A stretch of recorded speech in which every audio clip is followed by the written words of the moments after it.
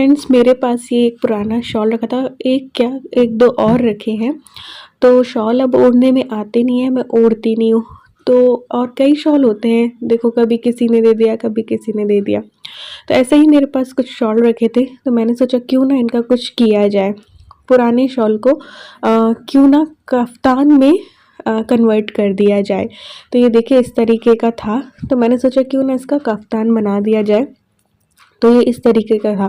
तो यहाँ पे नीचे और आजू बाजू में सिलाई देने की बिल्कुल भी ज़रूरत नहीं है और कफ्तान बनाना बिल्कुल ही आसान है। तो मैंने सोचा चलो इसका रीयूज़ करते हैं। ये काम में तो आ नहीं रहा, तो कफ्तान बना दूंगी तो काम में आ जाएगा। ये मैं अपनी बेटी के लिए बनाऊंगी क्योंकि इस शॉल की जो चौड़ाई है वो बहुत ज़्यादा नहीं है। वरना अगर और भी चौड़ा शॉल आपके घर में रखा हो तो आप भी अपने लिए भी बना सकते। तो यहाँ से मैं 2 पीस कर दूंगी और यहाँ गला कट कर दूंगी।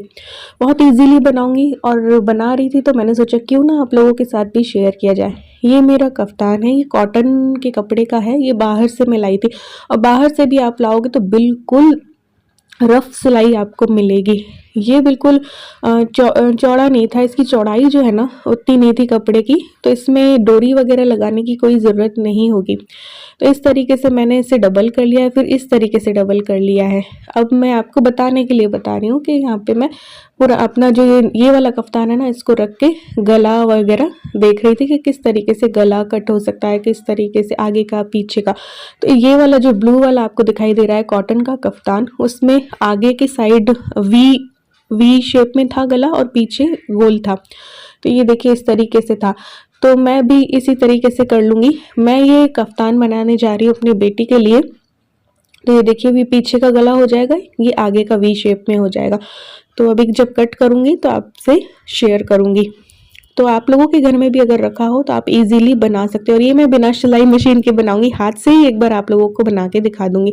तो यहाँ से मैंने बीच से 2 पार्ट इसके कर लिए हैं शॉल के। ठीक है, ये देखिए 2 पार्ट हो गए।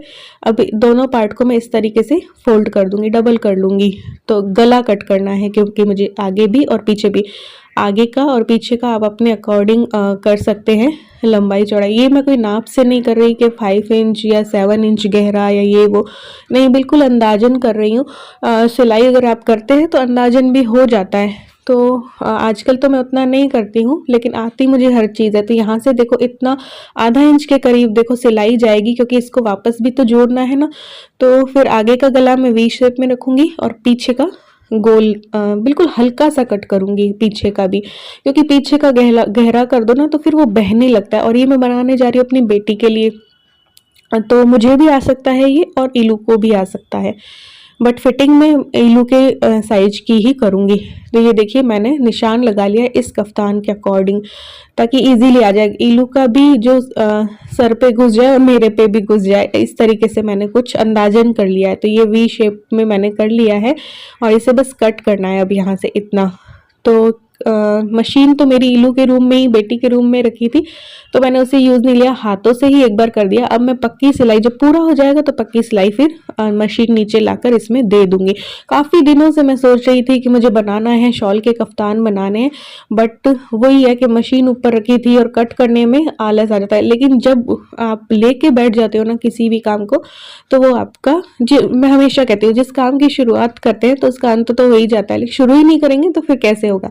तो इस तरीके से मैंने दोनों गले कट कर लिए। और ये मैंने ये जो होते हैं ना कैरी बैग, वो ले लिया है। मुझे कोई कपड़ा मिला नहीं, तो ये जो वी शेप में मैंने गला कट किया था उसमें मैंने ऐसे जुगाड़ वाला गला ऐसे करके इसको लगा दिया और इसको सिल दिया। अब मैं यहाँ से कट कर दूंगी ताकि ये मैं फोल्ड कर सकूं।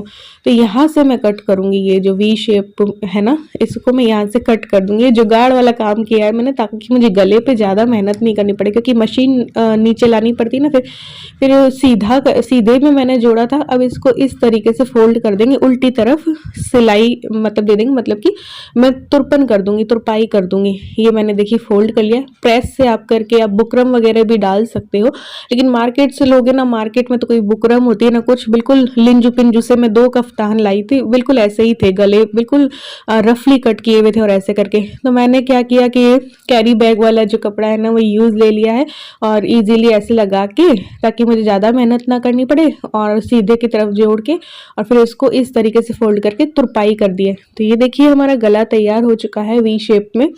और पीछे वाले गले पे मैंने ऐसे ही फोल्ड करके, उसमें कुछ कपड़ा वपड़ा नहीं लगाया, ऐसे ही फोल्ड करके मैंने कर दिया, क्योंकि बिल्कुल हल्का सा कट किया है ताकि बहे ना।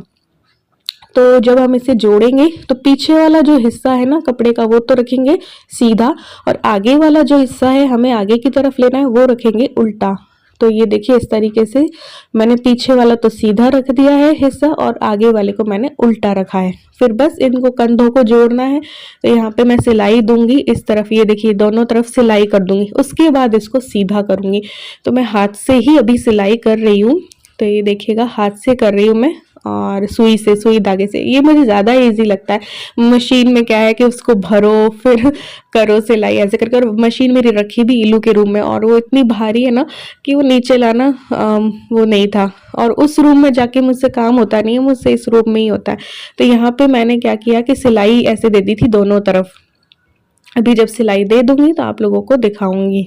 ये देखिए वो 1 से 1.5 घंटे में मेरा बन गया था। 1 घंटे में, कटिंग में थोड़ा सा टाइम लगता है ऐसे करके। तो ये दोनों तरफ मैंने सिलाई दे दी है।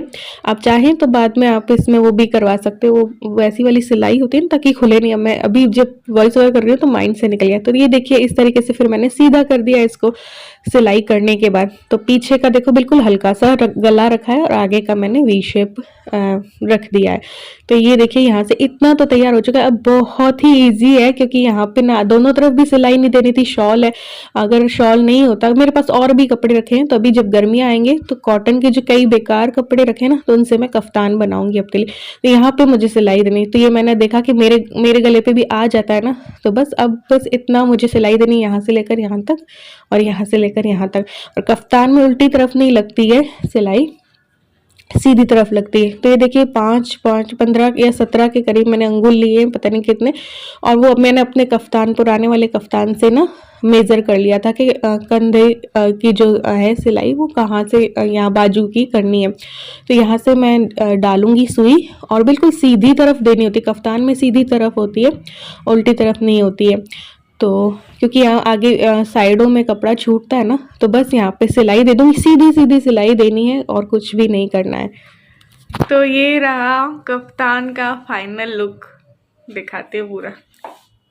ये देखिए, आप ब्लैक जीन्स में भी पहन सकते हैं, आप ब्लू में भी पहन लो, इसे किसी भी तरीके से पहन सकते हो। तो ये शॉल थोड़ा पतला वाला था तो मैंने इलू के लिए बना दिया। हालांकि और सिलाई थोड़ा सा मैं ढीला करूँ ना तो ये मुझे भी आ जाएगा। चलिए दूसरे रूम में भी दिखाते हैं आपको। तो ये देखिए, मुझे तो ये काफ़ी पसंद आया। आप लोगों को कैसा लगा ज़रूर से बताना, मेरी फैमिली को भी काफ़ी पसंद आया। तो अगर आपके घर में भी ऐसा ही कोई पुराना शॉल रखा हो, पुराना दुपट्टा रखा हो, तो आप भी इस तरीके से इजीली काफ्तान बना सकते हो। और ऐसा करने से क्या होता है ना कि पुराने कपड़ों का रीयूज़ भी हो जाता है, बेकार जो पड़े होते हैं उनका यूज़ भी हो जाता है। साथ ही साथ आपका समय का सदुपयोग हो जाता है। खाली समय में आप ये सब कर सकते हो सिर्फ और सिर्फ 1 घंटे में, और जो पुरानी चीज़ें उनका रीयूज़ हो जाएगा, आपकी क्रिएटिविटी दिखाई देगी, आपका मन लगा रहता है, और आपके साथ ही साथ पैसों की भी बचत होती है। तो अगर आपको ये वीडियो पसंद आई हो तो लाइक और शेयर कर देना। चैनल पे न्यू हो तो सब्सक्राइब करके मेरी यूट्यूब फैमिली का हिस्सा ज़रूर से बन जाना, ऐसी ही न्यू वीडियोज़ के लिए।